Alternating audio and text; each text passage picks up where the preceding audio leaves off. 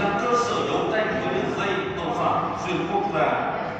Từ đó, các trinh sát lá huyện được tung vào trận, thu thập thông tin các đối tượng chính trong đường dây và quy luật hoạt động của chúng. Sau một thời gian ngắn, chân tướng hai đối tượng chính trong đường dây đã được làm rõ. Nắm chắc âm mưu thủ đoạn của chúng là thường xuyên móc nối với một số người Việt Nam để mua bán vận chuyển ma túy với số lượng cực lớn qua biên giới bằng nhiều hình thức tinh xảo và liều lĩnh, sẵn sàng xả súng khi thấy bất ổn để thoát thân. Thời gian giữa tháng 11 năm 2021, thời tiết khu vực biên giới phía tây của Bỉ luôn có giá rét, sương mù dày đặc, khó nhìn thấy mặt người. Thế nhưng cán bộ chiến sĩ tham gia đấu tranh chuyên án QB1121 vẫn khắc phục mọi khó khăn, mai phục trên cánh rừng già, sẵn sàng hành động khi các đối tượng xuất hiện.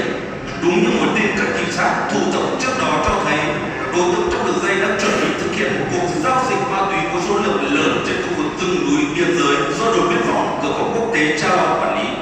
Đến đêm 20 tháng 11,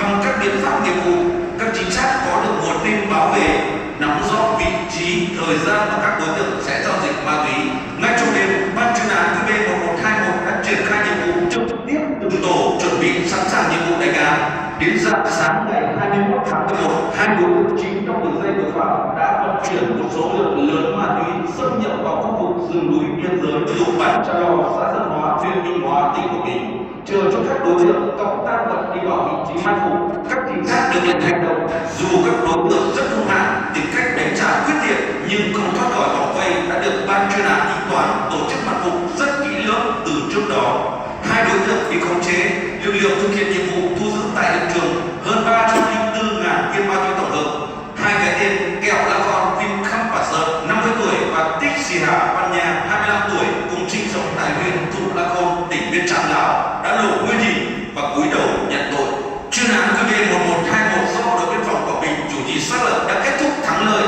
bắt giữ hai đối tượng cầm đầu cùng số ma túy tổng hợp được xem là lớn nhất từ trước đến nay trên tuyến biên giới Quảng Bình. Quá trình đánh án đảm bảo an toàn tuyệt đối về người và phương tiện, được Bộ Quốc phòng thưởng nóng 50 triệu đồng cho lực lượng đánh án.